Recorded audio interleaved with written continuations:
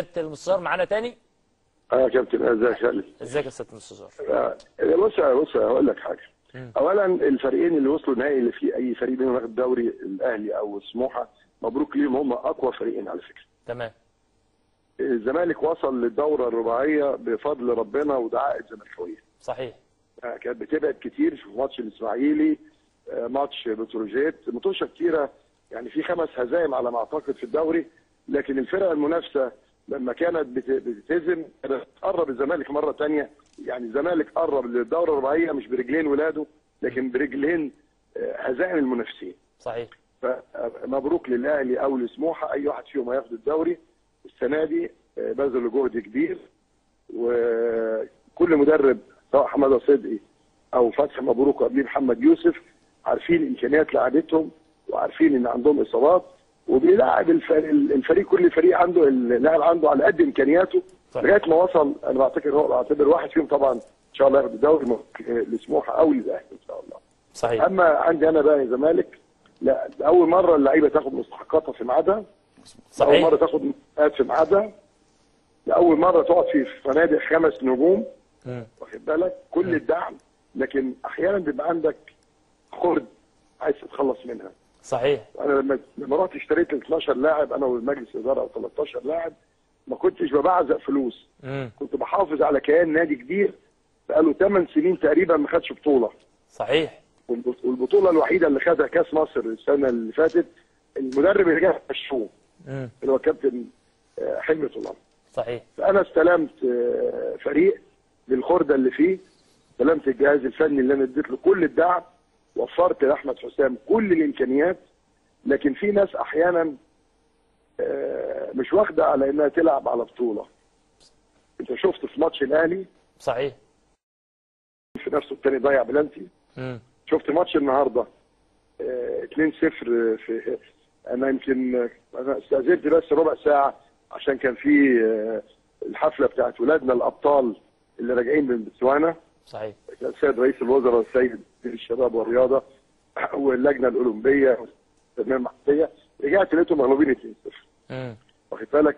فانا حزين كجمهور، بس مش حزين كمسؤول، لان انا ومجلس ادارتي كان عندنا الرؤيه دي يا اسماعيل، ودعمنا، جبنا خالد قمر وباسم ومعروف ووفي وويليام واحمد صبري ورضا عزب وديدار واحمد سمير، لا عملنا ده، واحمد صبري، لا عملنا فريق، يعني جددنا الفريق بولاد قلبهم حديد، مش متخاذلين. انا بقول لك هو على مسؤوليتي نصهم يلعبوا كره نسائيه مع صحر هواري، لا يليق ان نلبس فريق الزمالك، لكن احنا اتحملنا وصبرنا، وربنا كان واقف مع الولاد دول. على فكره زي ما قلت لك، انت بتنهزم الفريق اللي بينافسك عشان يخش مربع ينهزم ايضا، لكن واضح ان روح البطوله غايبه عن هذا الفريق بقاله 7 8 سنين. وده كان واضح فعلا سياده المستشار، ان انت بتجهز لفرقه من الموسم اللي جاي، وكل الناس كانت بتتكلم الله طب هو النادي الزمالك جاب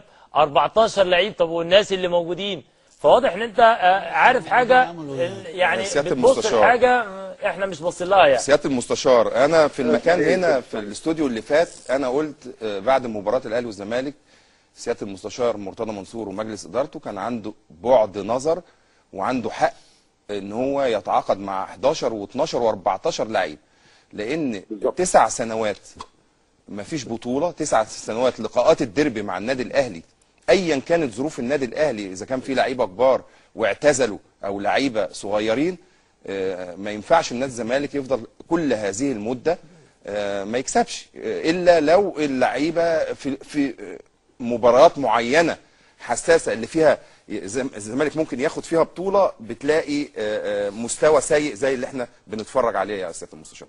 كل الدعم. انا كابتن اسماعيل، دكتور كمال درويش ومجلسه جيهم اللعيبه دي اللي جابها الاخ ممدوح عباس، وانا جيت ورثت اللعيبه بالجهاز، خلي بالك، لكن مع ذلك انا غيرت صوره نادي الزمالك.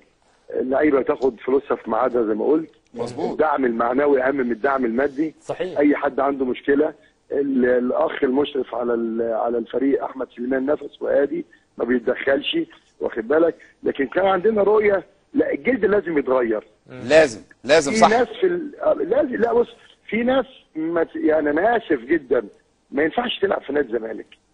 احنا غيرنا كام جهاز يا سياده المستشار؟ نعم غيرنا كام جهاز فني على مر 8 سنوات؟ بالظبط كده. اللعيبه هي والمجموعه هي واجمال الزهزام هي. لكن انا بقول لجماهير الزمالك اللي انا واحد منها. صحيح. انتوا يعني احيانا كنتوا تقولوا ايه، هو عمال يشتري يمين وشمال. لا انا ما بشتريش يمين وشمال، انا عارف بعمل ايه انا ومجلسي، ومعانا مجموعه فنيه، وانت يمكن ساعدتنا كتير والكابتن حلمي ساعدنا، والزملكاويه وطارق يحيى الزملكاويه الاصله ساعدونا ان احنا نختار وننقي اللعيبه دي اللي الزمالك محتاجها. اما اي حد هتقول لي محمد ابراهيم، هتقول لي اي حد جاي له عقد، انا اللي هحجز له تذكره طياره على حسابي وفوق بوسه. اللي مش قادر يعرف قيمه الزمالك يتفضل يجيب لي عقد عشان يمشي.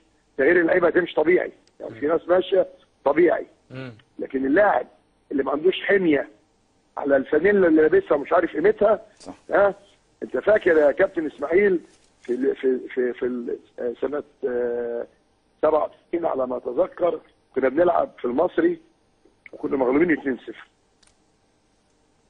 وانت والكابتن احمد الكاس. واحمد الكاس فاكر؟ في اخر ثانيه. اخر ثانيه. ده جيل محترم عارف قيمه الزمالك وعارف قيمه الفانيلا اللي لابسها.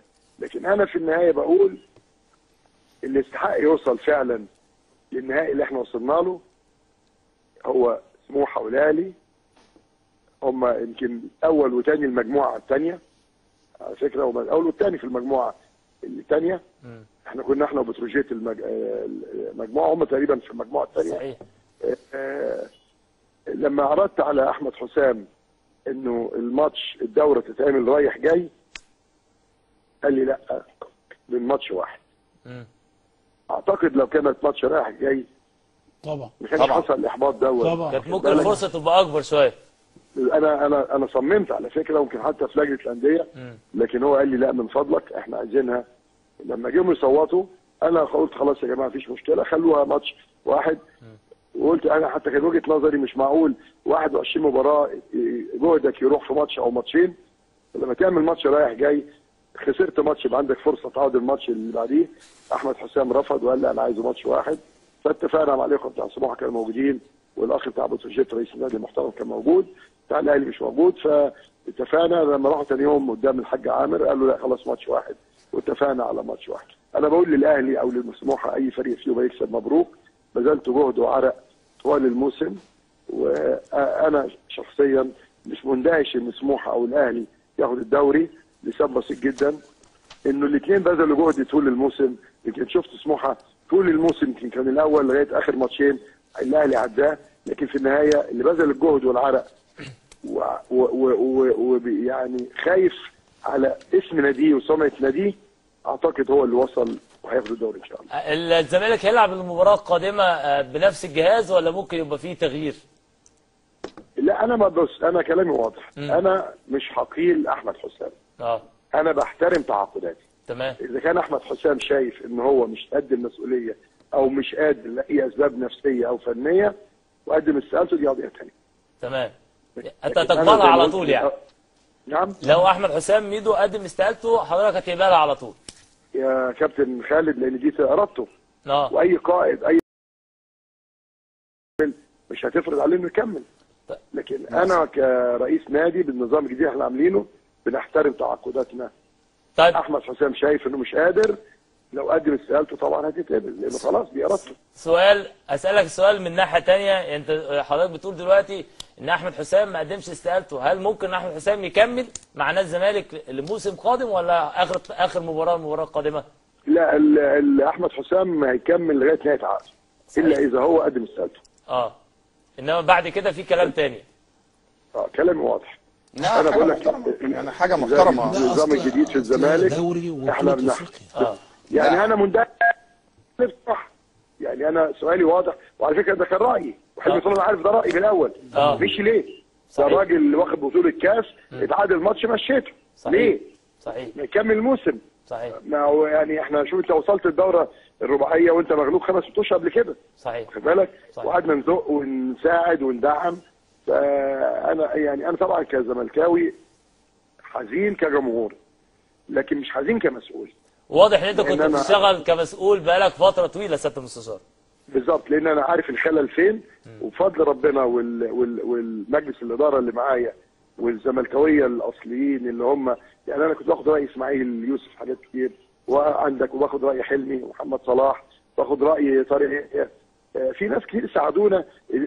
يعني اللاعب ده احسن لاعب في المكان ده، واعتقد احنا عملنا دون. وانا بوعد جماهير الزمالك ان شاء الله بالفريق الجديد 13 لاعب الجديد والخرده دي ماشيه، بوعد جماهير الزمالك بامر الله ان شاء الله، انا بعتبرهم خرده والله.